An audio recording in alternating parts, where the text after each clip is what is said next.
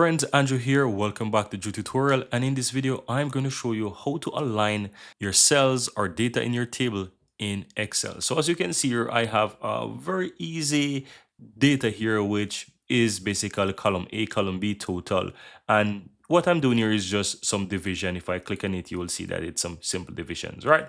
But if you look at the data, you can realize the A, the B, and even the total is towards the left side, while the numbers are towards the right side. And I would like everything to look evenly nice. So how do I go about aligning this data to ensure that they're all either on the right or the center or the left? I would rather to keep everything towards the left hand side. So to easily do this, all I have to do is just select the entire data there or the entire table. And if you look towards the top here, you have a section here in the ribbon that says alignment. Then now you want to look for where you can align. So if you look towards the second row, you have the section here that says align to the left, center, and you also have align right. So I can simply go ahead and click align left. And as you can see, all of my data is now aligned to the left. So for example, you have a table and you'd like to make that data looking very neat and clean, then this is the best way how to do it. Select the entire table by simple clicking on one side and drag over the entire table and then do the alignment